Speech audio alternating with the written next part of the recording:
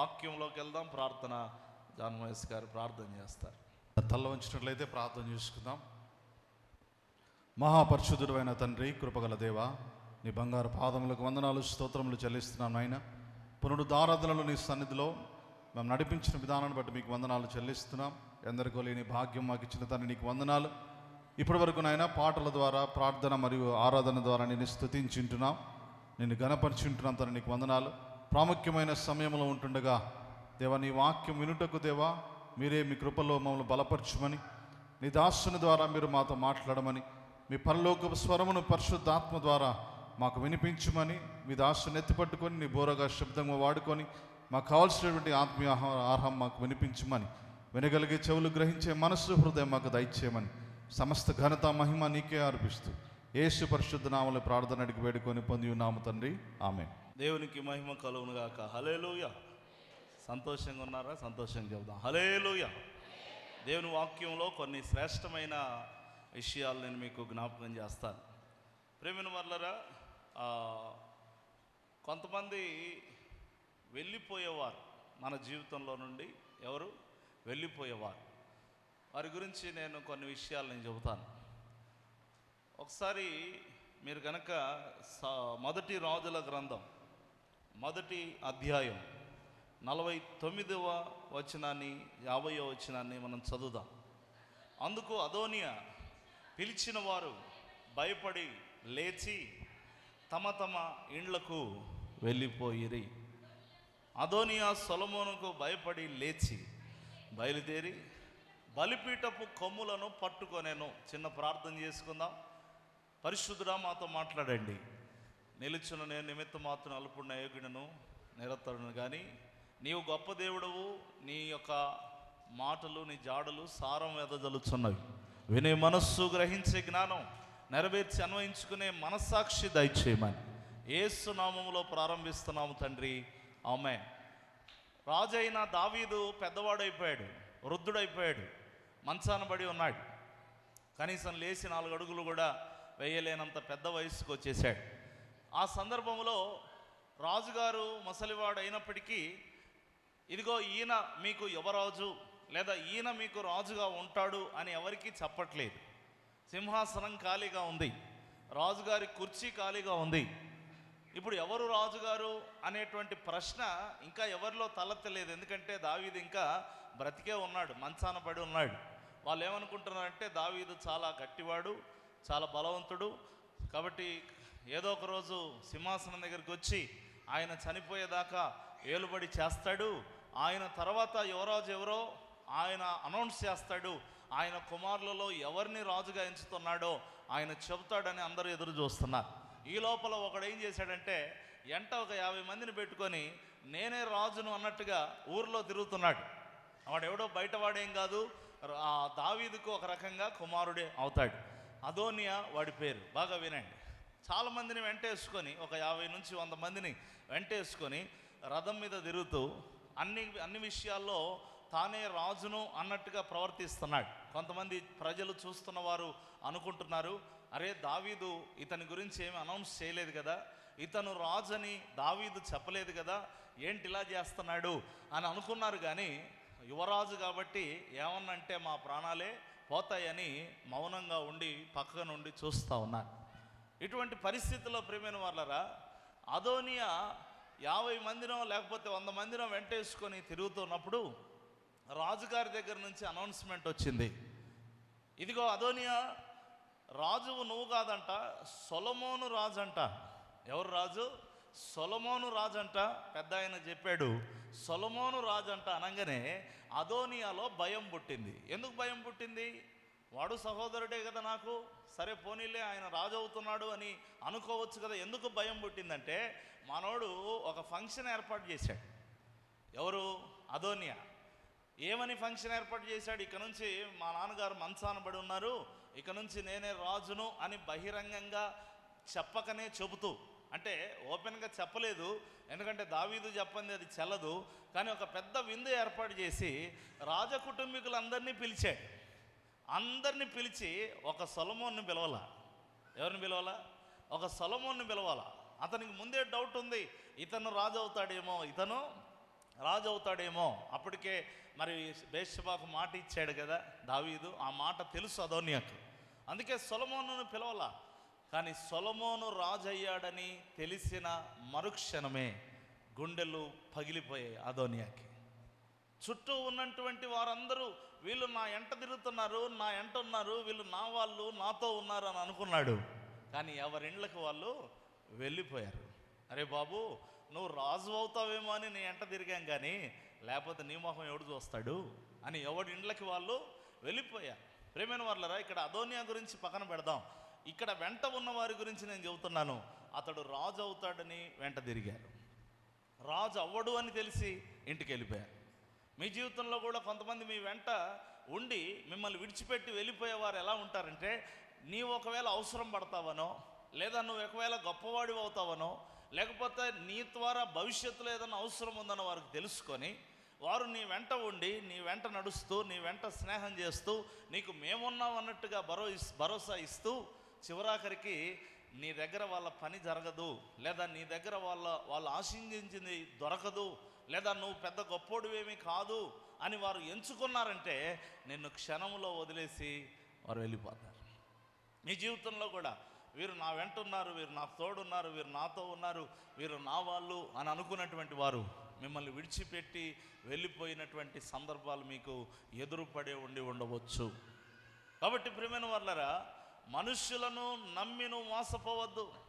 అదోనియా అంత గర్వించడానికి కారణం నా వెనక చాలామంది శూరులు వీరులు నిలబడ్డారని చాలా మురిసిపోయాడు.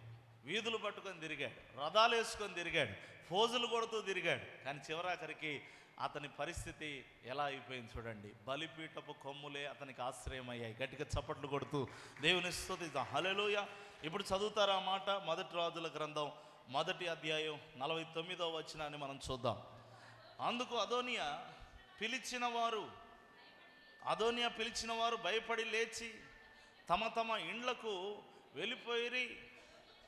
చాలండి, అదోనియా వాళ్ళని పిలుస్తున్నాడంట, మళ్ళీ ఏదో చేయాలనుకుంటున్నాడు. మీరు గమనించండి. కానీ వాళ్ళు వెళ్ళిపోయారు, ఇండ్లకి వెళ్ళిపోయారు. ఎందుకంటే పెద్ద రాజు గారి దగ్గర నుంచి, పెద్ద ఆయన దగ్గర నుంచి వాళ్ళకి ఇన్ఫర్మేషన్ వచ్చింది కాబట్టి ఇంకేమన్నా తేడా చేస్తే మమ్మల్ని చెరసాల్లో వేస్తారు, మమ్మల్ని బంధిస్తారు, అవసరమైతే మాకు మరణ శిక్ష కూడా విధించబడుతుంది, ఇంకా మనం పిచ్చి వేషాలు వేయకూడదని వాళ్ళ ఇండ్లకి వెళ్ళిపోయారు. అదోనియా వాళ్ళ బలం చూసుకొని, వాళ్ళ బ్యాక్గ్రౌండ్ చూసుకొని, వాళ్ళు ఉన్నారని చూసుకొని చాలా మురిసిపోయారు. అన్నారు సౌలు రాజుగా ఎంచబడిన తర్వాత 60 మంది శూరులు అతన్ని వెంబడిస్తున్నారు. ఎంతమంది శూరులు? 60 మంది శూరులు వెంబడిస్తున్నారు. అప్పుడు సౌలు చాలా మంచివాడే, నా వెనక 60 మంది ఉన్నారు కదా అని ఏ ఫోజు కొట్టలేదు, చక్కగా తన ఇంటికి తాను వెళ్ళిపోయాడు. దేవుని బిడ్డలు, నీ వెనక ఎంతమంది ఉన్నా, నీకెంత బలగం ఉన్నా, ఎంతగా నువ్వు గొప్ప వ్యక్తివైనా, నీవు దేవునిని బట్టి తప్ప ఆ బలాగాన్ని బట్టి నువ్వు ఏం చేయకూడదు, అతిశయించకూడదు. అదోని అలా చేసే వాళ్ళు ఉన్నారు, నాకు వీళ్ళున్నారు అని చెప్పి అతిశయించి చివరాఖరికి దిక్కులేని వాడయ్యాడు. మనుష్యులను నమ్ముకుంటే నువ్వు కూడా ఏమైపోతావు? దిక్కులేని స్థితిలోకి వెళ్ళిపోతావు. దేవుణ్ణి నమ్ముకుంటే మనుషుల్ని దేవుడే నీ ఎంట పంపుతాడు. గట్టిగా చప్పట్లు కొడుతూ దేవుని హల్లెలూయా. మనుష్యులను నమ్ముకొని మభ్యపడ్డాను, మనుషులను నమ్ముకొని మభ్యపడ్డాను. చప్పట్లు. సత్యవంతుడా నీ దాసుడనని నీ చెంతకు చేరాను. సత్యవంతుడా నీ దాసుడనని నీ చెంతకు చేరాను. యేసు నీవే ఆధారము, యేసు నీవే నా ప్రాణము. నిన్ను నమ్మినచో సిగ్గుపడనీయవు, నన్ను నెమ్మదితో నీవే ఉంచెదవు. దేవునికి మహిమ కలుగును గాక. హల్లెలూయా. నువ్వు మనుషులు నమ్ముకుంటే వారు వెళ్ళిపోతారు. ఒకసారి ఒక పెద్ద ఆయన కోర్టులో కేసేసాడు. బాగా వినండి. కోర్టులో కేసేసి వాళ్ళ కొడుకును పిలిపించాడు. జడ్జి గారు అడుగుతున్నారు, ఏంటయ్యా నీ బాధ అంటే, నా కొడుకు నాకు డబ్బులు ఇవ్వట్లేదు అన్నాడు. అప్పుడు ఆ కుమారుడి వైపు తిరిగి జడ్జి గారు అన్నారు, నేను పెంచి, నిన్ను పోషించి, నిన్ను పెద్ద చేసి, నిన్ను చదివించి, ఇప్పుడు ప్రయోజకునిగా చేస్తే మీ నాన్నకు నువ్వు ఎందుకు డబ్బులు ఇవ్వయ్యా అని కుమారుని అడిగాడు. అప్పుడు ఆ కుమారుడు అన్నాడు, అయ్యా మా నాన్న దగ్గర డబ్బు దండిగా ఉంది, నేనెందుకు ఇవ్వాలి అన్నాడు. నీకు అర్థమవుతుందా? అనేసరికి జడ్జికి అర్థం కాల. ఏమయ్యా మీ అబ్బాయి చెప్పే మాట వాస్తవమేనా? నీ దగ్గర డబ్బు ఉందంట కదా. అవును ఉందండి. అప్పుడు జడ్జి అనుకున్నాడు, ఈ తండ్రి చెడ్డవాడేమో అనుకున్నాడు. మీరు కూడా ఇప్పుడు అలాగే అనుకుని ఉంటారు. మరి ఉన్నప్పుడు ఎందుకు అడుగుతున్నావయ్యా మీ అబ్బాయిని డబ్బులు అని అన్నప్పుడు ఆ తండ్రి అన్నాడు, అవన్నీ కాదు జడ్జి గారు, ఒక తండ్రిగా నా కొడుకు నాకు డబ్బులు ఇవ్వాలా లేదా చెప్పండి, నాకు హక్కు ఉందా లేదా చెప్పండి, అది మాత్రం మీరు తీర్పేయండి అంటున్నాడు. పెద్ద ఆయన కదా, జడ్జి గారు గౌరవిస్తూ ఏం చెప్పలేక, సరే బాబు పెద్దోళ్ళతో ఎందుకమ్మా, ఆయన పెద్ద వయసులో ఉన్నాడు, మరి నిన్ను పెంచింది ఆయనే, పోషించింది ఆయనే, పెద్ద చేసింది ఆయనే, సరే మీకు ఏమన్నా ఉండనే, నాకు వేరే కేసులు ఉన్నాయి, ఇదో కేసా, తొందర చెప్పండి, నువ్వు ఎంత కావాలయ్యా, నీకు నెలకు ఎంత కావాలి అన్నాడు. అప్పుడు ఆ తండ్రి అన్నాడు, నెలకు 100 రూపాయలు కావాలి అన్నాడు. నెలకు 100 రూపాయలా? ఏం మాట్లాడుతున్నావు? నెలకు 100 రూపాయలు ఏంటి? అవునండి, నెలకు 100 రూపాయలు కావాలి, నా ఇంటికి తెచ్చి ఇవ్వాలి అన్నాడు. బాబు ఇది చెప్తున్నా విను, నీ తండ్రికి నెలకు 100 రూపాయలు ఇంటికి తీసుకెళ్ళి ఇవ్వాలి, ఇంకేం మాట్లాడొద్దు. ఆయన లక్షలు అడగలేదు, ఆస్తులు అడగలేదు, 100 రూపాయలు అడిగాడు. ఇంటికి వెళ్ళి ప్రతి నెల 100 రూపాయలు ఇచ్చేసేయి, ఇంకా నేను తీర్పు ఇచ్చేస్తున్నా, నువ్వు కనుక ఇవ్వలేదంటే నిన్ను మళ్ళీ స్టేషన్లో పెట్టేస్తా అన్నాడు. అనేసరికి ఆ తీర్పు అయిపోయింది. ఈ జడ్జి గారికి పెద్ద డౌటు, ఈయనేంటి ఇంత కేసు పెట్టి 100 రూపాయలు అడగడానికా, ఇంత కేసు పెట్టి 100 రూపాయలు అడగడానికా, అసలు ఏం జరుగుతుందని మెల్లగా తండ్రి దగ్గరికి వెళ్ళి పక్కకి తీసుకెళ్ళి, కాదయ్యా నీకు నిజంగా 100 రూపాయలు కావాలని కేసు పెట్టావా అని అడిగాడు. అంటే నాకెందుకండి 100 రూపాయలు, నాకు చాలా డబ్బు ఉంది అన్నాడు. మరి ఎందుకు 100 రూపాయలు అంటే, నేను పెంచి పోషించి పెద్ద చేసి ప్రయోజకుని చేస్తే నా కొడుకు నా నుంచి దూరంగా వెళ్ళిపోయాడు. సరే నేనన్నా కొంచెం తట్టుకుంటా, నా భార్య వాడంటే చాలా ఇష్టం, వాడంటే చాలా ప్రేమ, నా కొడుకు నాకు దూరం అయిపోయాడే, నా కుమారుడు నాకు దూరం అయిపోయాడే అని రోజు ఏడుస్తుంది. వాడిని 100 రూపాయలు సాకుతా అన్నా మేము చూసుకోవాలనుకున్నాం అన్నాడంట. గట్టిగా చప్పట్లు కొడుతూ దేవుని హల్లెలూయా. ఆ 100 రూపాయలు ఇవ్వడానికన్నా మా ఇంటికి వస్తాడు కదా, అప్పుడు వాడి ముఖము చూసుకుందాం అనుకుంటున్నామని చెప్పారు. చాలామంది ప్రియమైన వాళ్ళరా ఈనాడు వెళ్ళిపోయేవారు ఉన్నారు. అమ్మా ఇదిగో ఈ సంఘంలో నువ్వు బలపడ్డావు కదా, ఇక్కడ నువ్వు మేలు పొందావు కదా, ఇక్కడ నువ్వు ఆశీర్వదించబడ్డావు కదా, ఇక్కడ నువ్వు దేవుని కృపలో ఎంతగానో ఎదిగావు కదా అంటే, లేదండి మేము వెళ్ళిపోతాము. అమ్మా ఇదిగో ఈ తల్లిదండ్రులు నిన్ను పెంచారు కదా, పోషించారు, ప్రేమించారు కదా, నీ కొరకు అహర్నిశలు చెమటోడ్చి వారి రక్తం మరిగేలా పనిచేసి నిన్ను ఇంత గొప్ప ప్రయోజకుడిగా చేశాడు కదా, లేదు నేను వెళ్ళిపోతాను, నాకు సంబంధము. ఈ కాలంలో అందరూ ఎలాంటి వారు ఉన్నారు? స్వార్థపరులు, వెళ్ళిపోయేవారు ఉన్నారు, కలిసి ఉండేవారు లేరు. ఎలాంటి వాళ్ళు ఉన్నారండి? వెళ్ళిపోయేవారు ఉన్నారు. ఈరోజు నా అంశం అదే, వెళ్ళిపోయేవారు. అదోని అనుకున్నాడు, వీళ్ళు నాకు బలం, వీళ్ళు నా వెంట ఉన్నారు, వీళ్ళు నా వెనకున్నారు, వీళ్ళు ఉన్నారు, నేను ఎంతైనా చేయొచ్చు అనుకున్నాడు. ఎవడింటికి వాడు వెళ్ళిపోయాడు. అందుకే యేసు ప్రభువుకు ముందే తెలుసు, ఇదిగో మీరందరూ నన్ను ఇడిచిపెట్టి ఎవడింటికి వాడు వెళ్ళిపోతాడు నాకు తెలుసు అన్నాడు. గట్టిగా చప్పట్లు కొడుతుంది దేవుని హల్లెలూయా. అయినను నా తండ్రి నాకు తోడుగా ఉన్నాడు, ఆయన నన్ను ఒంటరిగా విడిచిపెట్టలేదు అన్నాడు. గట్టిగా చప్పట్లు కొడుతుంది దేవుని హల్లెలూయా. మనుషులు మన ఎంట ఉండకూడదని కాదు, మీకు అర్థం చేసుకోండి, మనుషులు మన ఎంట ఉండకూడదని కాదు, వీడు పోయినా పోతాడని క్లారిటీతో మీరు ఉండాలి. ఏమండి? ఉంటారు, పోయినా పోతారు అనే స్పష్టతతో మీరు ఉండాలి. అప్పుడు ధైర్యాన్ని దేవుడు ఇస్తాడు. ప్రేమైన వర్లరా దేవుడు తెలియజేస్తున్నాడు, వాళ్ళు వెళ్ళిపోయారు. అదోనియాతో ఉన్న వారందరూ ఎవరి ఇళ్ళకు వారు వెళ్ళిపోయారు. ఇంకొక సంఘటన నేను మీకు జ్ఞాపకం చేస్తాను. ప్రేమైన వర్లరా, మరి దావీదు మీకాలును ఎంతో ప్రేమించాడు. ఆమె ఎంత సనిగినా ఎంత గొనిగినా మీకాలు పెద్ద గర్విష్టి. సౌలు కుమార్తె దావీదును మరి చాలా ప్రేమించి ఇష్టపడే వివాహం చేసుకుంది, కానీ తర్వాత భయంకరంగా అతన్ని తోలనాడడం, తృణీకరించడం, గర్వించడం, వాళ్ళతో కలిసి నడుస్తావా, వాళ్ళతో కూర్చుంటావా, వీళ్ళతో తిరుగుతావా అని ఆయనను పెట్టని బాధ లేదు. ఒకసారి మందసం దగ్గర దావీదు సంతోషంగా ఆరాధన చేస్తుంటే ఆరాధన దగ్గర కూడా ఏయ్ ఏంటలా గెంతులేస్తున్నావు, ఆ పనికి మాలిన వారితో కలిసి, ఆ పని వారితో కలిసి నాట్యమాడుచున్నావు, నీకు సిగ్గులేదా అని దావీదును సొంత భర్తను అవమానించింది. ప్రేమైన వారలారా, అటువంటి మీకాలు దావీదును వదిలేసి వెళ్ళిపోయి ఇంకెవరినో వివాహం చేసుకుంది. బాగా వినండి.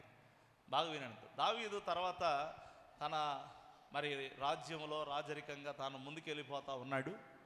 కొంతకాలం అయిన తర్వాత, కొన్ని సంవత్సరాలు అయిన తర్వాత మరి అతనికి ఏం ప్రేరేపణ వచ్చిందో, నా భార్య అయిన మీకాలును నా దగ్గరికి తీసుకొని రండి అని అన్నాడు. బాగా వినండి, ఈ చరిత్ర మీకు తెలియాలి.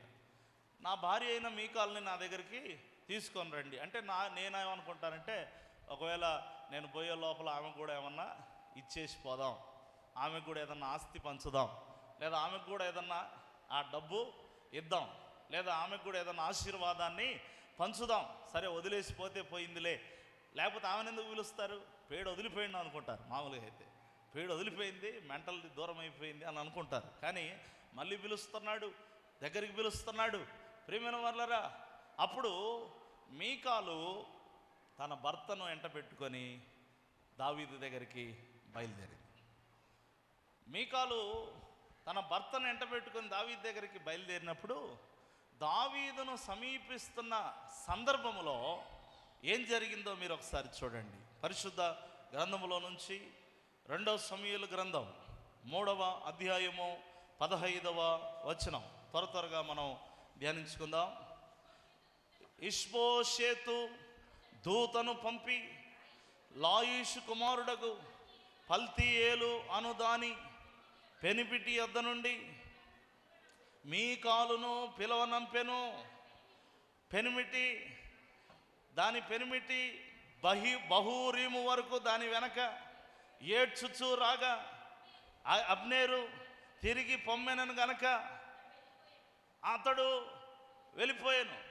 ఎటు వెళ్ళిపోతాడండి, అంత ఏడుస్తున్నాడుగా, అంతట యాక్షనే. ఏమండి, కొంతమంది ఎంట వస్తూ ఏడుస్తున్నాడు, నాకు దూరం అయిపోతావా, మళ్ళీ దావీదు దగ్గరికి వెళ్ళిపోతావా, మరి ఇక నేను అని చెప్పి ఏడుస్తుంటే మీకాలు మురిసిపోతుంది. ఆహా, నా కోసం చక్కగా ఏడుస్తున్నాడు, మరి నన్ను ఇడిచిపెట్టి ఉండలేకపోతున్నాడు. కొంతమందిని మీరు అట్ట చూసి నమ్మారు, నా కోసం ఏడుస్తున్నాడు, నా కోసం ఏడుస్తుంది, ఇక నన్ను ఇడిచిపెట్టి అంటే పక్కన ఉన్నటువంటి అబ్నేరు, వీడేంట్రా వీడు ఏడుస్తాడేంటి వీడు అని చెప్పి పక్కన నువ్వు వెళ్ళిపో అన్నాడు.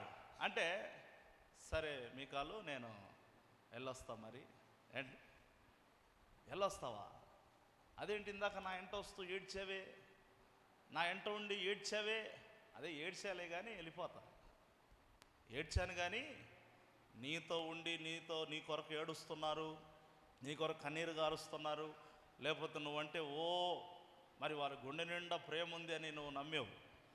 నేను వెళ్ళిపోయే వాళ్ళు నేను విడిచిపెట్టి వెళ్ళిపోతూనే ఉంటారు. మనుషుల కపటోపాయాలు మనం గుర్తెరగలేము కొన్నిసార్లు. ప్రేమైన వారలారా, ఏడుస్తున్నట్టే ఏడ్చాడు, బహూరీము దాకా వచ్చి తన దారిన తాను వెళ్ళిపోయాడు.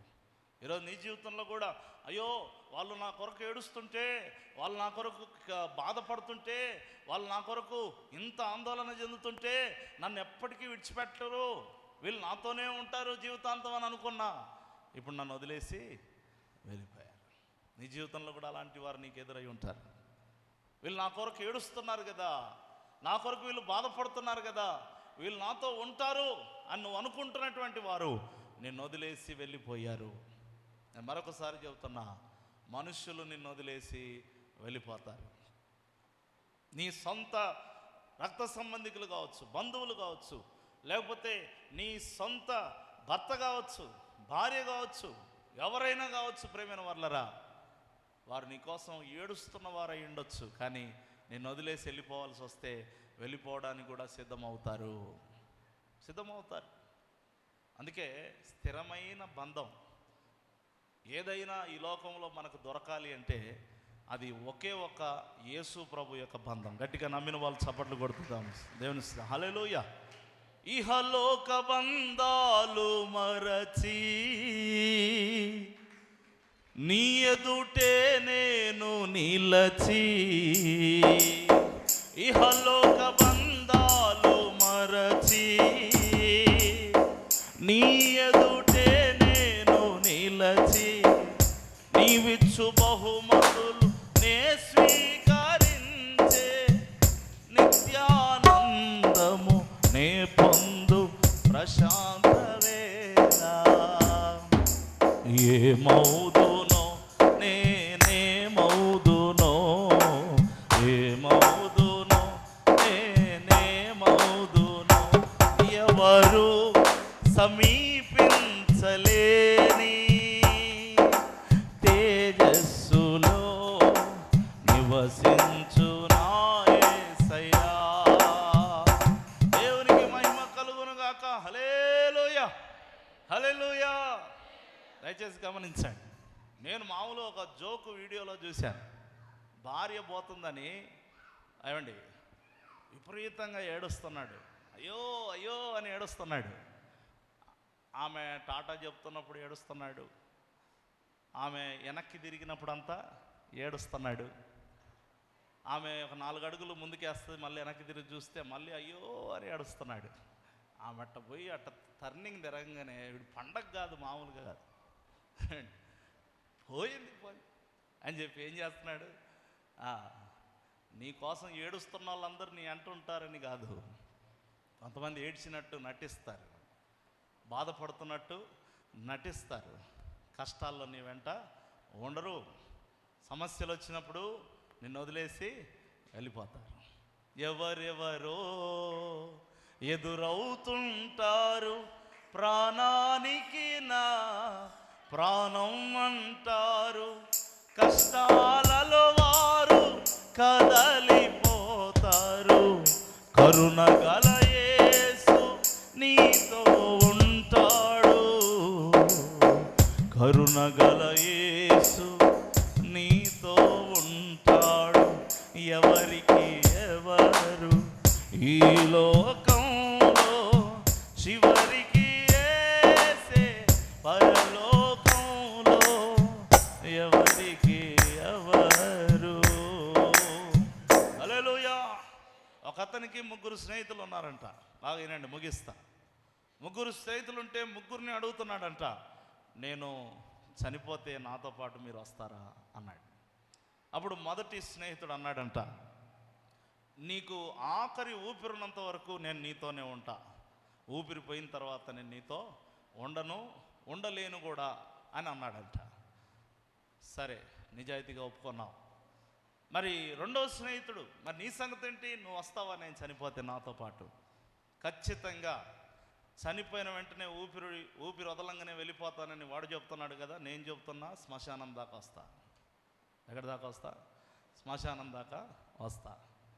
అప్పుడు మూడో స్నేహితుడిని అడుగుతున్నాడు, ఇదిగో స్నేహితుడా, నిన్ను అడుగుతున్నా, నువ్వు చెప్పు, నేను చనిపోతే నా వెంట వస్తావా అంటే, అప్పుడు మూడో స్నేహితుడు అన్నాడు, నువ్వు చనిపోతే నీ వెంట ఉండేది నేను ఒక్కడినే అన్నాడు. ఇప్పుడు ఈ 3 ఎవరో చెప్తా వినండి.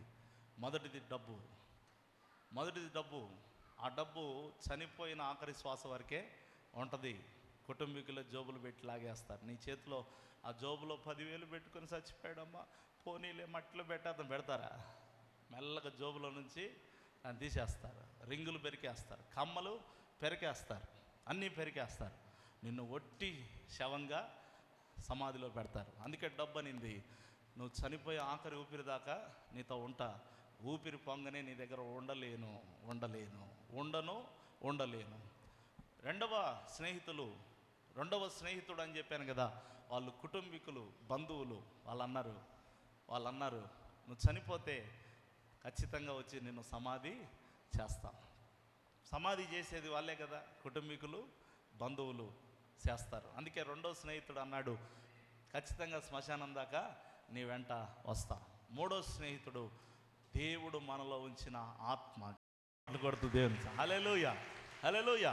మూడో స్నేహితుడు అన్నాడు, నువ్వు చచ్చినా నీతో ఉండేది నేను మాత్రమే.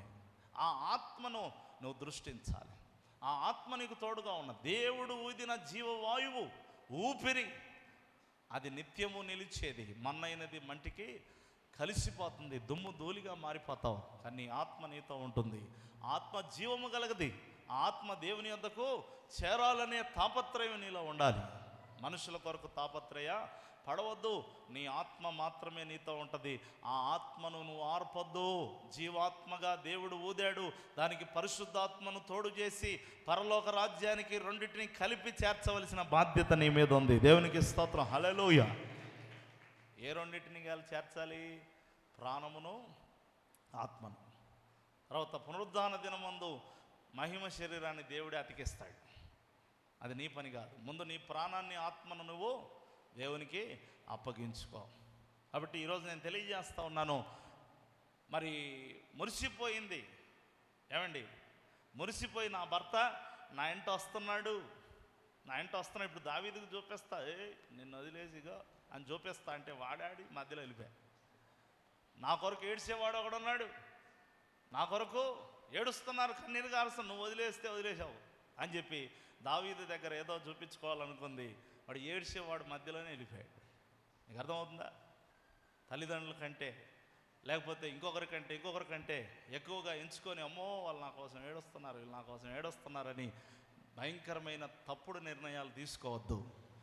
ఏడ్చే ప్రతి ఒక్కడు నీ జీవితాంతం నీ వెంట ఉండడు. ఏడ్చే ప్రతి ఒక్కరు నీ జీవితాంతం నీ వెంట నడుస్తారు అని అనుకోవడం నీవు పచ్చి మోసంలో పడుతున్నావని దాని అర్థం. మూడో ఉదాహరణ చెప్పి నేను ముగిస్తాను. ఒకానొక సందర్భంలో నేను కాస్త వేరే అంశాన్ని బట్టి ఆ విషయం చెప్పాను, ఇప్పుడు గుర్తు చేస్తాను. దావీదు దగ్గర ఒక గొప్ప సైనికుడు ఉన్నాడు. సమయం కూడా అయిపోయింది, బాగా వినండి. అతని పేరు ఎలియాజర్. ఏం పేరు? ఎలియాజర్. అందరూ కూడా ఫిలిప్తీయులతో యుద్ధం చేస్తుంటే యుద్ధం చాలా మోపుగా జరుగుతుంది. ఫిలిప్తీయులు చాలా పైబడి అందరినీ చంపేస్తున్న సందర్భంలో ఇంకా ఇట్లా కాదు అని చెప్పి ఎలియాజరు ఆ కత్తిని పట్టుకున్నాడు కదా, ఆ కత్తి చేతికి తిమ్మిరి పట్టింది. బాగా వినండి, చేతికి తిమ్మిరి పట్టి ఆ రక్తము, మాంసం, అంటే ఎవరికన్నా ఆ కత్తితో యుద్ధం చేస్తున్నప్పుడు ఆ యొక్క మరి దానికి ఉన్నటువంటిదంతా చేతికి అతుక్కపోయింది. కత్తి అతుక్కపోయింది చేతికి.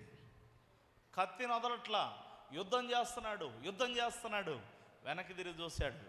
నాతో పాటు నా తోటి బలాఢ్యులు ఉన్నారేమో, నా తోటి సైనికులు ఉన్నారేమో అని వెనక్కి తిరిగి చూస్తే ఒక్కడు లేడు, అందరూ వెళ్ళిపోయారు. మీరు చదవండి 2 సమూయేలు గ్రంథం 23వ అధ్యాయం 8వ వచనాన్ని మనం చూసినట్లయితే, దావీదు అనుచరులలో బలాఢ్యుడు ఎవరనగా మోషే బెత్షెబెతను ముఖ్యుడగు తక్మోనీయుడు. అతడు ఒక యుద్ధంలో 800 మందిని హతం చేసెను. అతని తర్వాతి వాడు అహోహీయుడైన దోదో కుమారుడైన ఎలియాజరు. ఇతడు దావీదు ముగ్గురు బలాఢ్యులలో ఒకడు. యుద్ధమునకు కూడి వచ్చిన ఫిలిప్తీయులు ఇశ్రాయేలీయులను తిరస్కరించి ఢీకొని వచ్చినప్పుడు ఇశ్రాయేలీయులు వెళ్ళిపోగా అనుంది.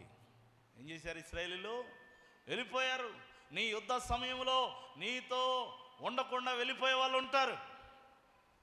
వీళ్ళు నాతో ఉంటారని నువ్వు అనుకునేవు. కష్టాలు వచ్చినప్పుడు కష్టాలలో వారు కదలిపోతారు, చివరికి యేసే నీతో ఉంటాడు. యేసయ్య నీతో ఉంటాడు. ప్రేమైన వారలారా, ఇశ్రాయేలీయులు వెళ్ళిపోయారు. అతను ఒక్కడే యుద్ధం చేస్తున్నాడు, ఒంటరిగా యుద్ధం చేస్తున్నాడు. ఎన్నోసార్లు నీ జీవితంలో నువ్వు కూడా ఒంటరిగా పోరాడాల్సిన పరిస్థితులు వచ్చి ఉండొచ్చు. కానీ ఎవరు విడిచినా, ఎవరు మరిచినా యేసయ్య నిన్నెప్పుడు విడిచిపెట్టలేదు కనుక ఇప్పటికీ నువ్వు జయోత్సాహంతో ముందుకు వెళ్ళగలుగుతుంది. చప్పట్లు కొడుతూ దేవుని స్తుతిద్దాం. హల్లెలూయా, హల్లెలూయా. మళ్ళీ వచ్చారు, అందరు వెళ్ళిపోయారు కదా. మళ్ళీ ఎప్పుడు వచ్చారు తెలుసా? దోపుడు సొమ్ము పంచుకోవడానికి. అని గెలిచిన తర్వాత అక్కడ ఉన్నవన్నీ పంచుకోవడానికి వాళ్ళు వచ్చారు. చదవండి ఆ మాట. ఫిలిప్తీయులను హతము చేయొచ్చు, చెయ్యి తిమ్మిరిగొని కత్తి దానికి అంటుకొని పోవు వరకు ఫిలిప్తీయులను హతము చేయొచ్చు వచ్చిన ఆ దినమున యెహోవా ఇశ్రాయేలీయులకు గొప్ప రక్షణ కలగజేశాను. దోపుడు సొమ్ము పట్టుకొనుటకు మాత్రము జనులు అతని వెనక వచ్చిరి. దానికి మాత్రం వస్తారు అంటారు చూసారా, అట్లా రాశాడు దేవుడు ఇక్కడ. దీనికి మాత్రం వస్తారు, తినడానికి మాత్రం వస్తారు ఏమండి, లేకపోతే వేడుకలకు మాత్రం వస్తారు. కష్టాల్లో రారు, కన్నీళ్ళలో రారు, వేదనల్లో రారు, ఏదన్నా భయంకరమైన ఉపద్రవాల్లో రారు. ఎప్పుడు వస్తారు? మళ్ళీ చెబుతారు, విన్నాం అక్క, చాలా బాధ అనిపించింది, వద్దామనే అనుకున్నా, అస్సలు నువ్వు నమ్మవు కానీ అంటది ఏమండి. కష్టాలు వచ్చినప్పుడు నీ అంట రారు. అదే నువ్వు బిర్యానీ వండిపెట్టు వస్తారు. అలాగని వండిపెట్టద్దని చెప్పట్లేదు లేండి. మనుషులు బలహీనలని మనం తెలిసినా మనం ఏం చేయాలి? వాళ్ళని ప్రేమించాలి, అది వేరే విషయం. అందరు వెళ్ళిపోయారు, ఇప్పుడేంట్రా దోపుడు సొమ్ము పంచుకోవడానికి వచ్చారు, ఒక్కడికి కూడా ఇచ్చేది లేదు, ఒక్కొక్కడిని పడి అన్నాడా? ఎలియాజరు ఏమన్నాడు? సరే రండి పంచుకోండి. మీరు కాకపోతే ఎవరు పంచుకుంటారు? వదిలేసి వెళ్ళిపోయినంత మాత్రాన మీరు నా వారు కాకపోతారా అని ఎలియాజరు ప్రేమతో వారికి ఆ సొమ్మును పంచాడు. గట్టిగా చప్పట్లు కొడుతూ దేవుని స్తుతిద్దాం. హల్లెలూయా. ఈ మెసేజ్ అంతా విని ఈ మనుషులు వదిలేసి వెళ్ళిపోయేవారని మళ్ళీ బయటికి పోయిన తర్వాత అందరినీ దూరం పెట్టే వ్యవహారాలు అంటే చాలా కష్టం. ప్రేమించాలి, బలహీనులైన వారిని కూడా ప్రేమించాలి. వీడు వదిలేసి వెళ్ళిపోతాడని యూదా ఇస్కరియోతు గురించి యేసయ్యకి తెలీదా? తెలుసా? తెలీదా? మరి ఎందుకు ప్రేమించాడు? ఏమండి, మనము బలహీనుడని తెలిసినా మీ భర్తను మీరు ప్రేమించట్లేదా? బలహీనురాలని తెలిసినా మీ భార్యను ప్రేమించట్లేదా? కొంతమంది భక్తి గల స్త్రీలు బలహీనురాలని తెలిసినా వాళ్ళ కోడల్ని ప్రేమిస్తున్నారు, అత్తల్ని ప్రేమిస్తున్నారు. ఎందుకోసమంటే సరే ఉన్నంతకాలం ప్రేమగా ఉందాం. వారు వెళ్ళిపోతారు అని ఒకవేళ నీకు అనిపించినా వారిని నువ్వేం చేయాలి? ప్రేమించాలి, ప్రేమైన వాళ్ళరా. కాబట్టి దేవుడు మనతో మాట్లాడిన ఈ 3 సందర్భాల్లో నేను మీకు జ్ఞాపకం చేశాను. ఒకడేమో నా వెనకున్నారని మురిసిపోయాడు, అందరింటికి వెళ్ళిపోయారు. ఇంకొక ఆవిడేమో నాతోనే ఉండి నా కోసం అబ్బో ఏడుస్తున్నాడని మురిసిపోయింది, వాడు మధ్యలోనే వదిలేసి వెళ్ళిపోయాడు. ఇక్కడ యుద్ధం జరుగుతుంటే తనొక్కడే ఫైట్ చేయాల్సి వస్తుంది, అందరూ వెళ్ళిపోయారు. మళ్ళీ సొమ్ము పంచుకోవడానికి మాత్రం అందరూ వచ్చారు. నీ జీవితంలో కూడా పలుమార్లు పలు సందర్భాల్లో నిన్ను వదిలేసి వెళ్ళిపోయేటువంటి వారు నీకు ఎదురవుతుంటారు. దుఃఖపడవద్దు, కలవరపడవద్దు. నిన్ను విడువని దేవుడు నీ వెంటే ఉన్నాడు. ఆయన నిన్ను ఎన్నడు విడువడు, ఎడబాయడు. గట్టిగా చప్పట్లు కొడుతూ దేవుని హల్లెలూయా మోకరించి ప్రార్థన చేసుకుందాం.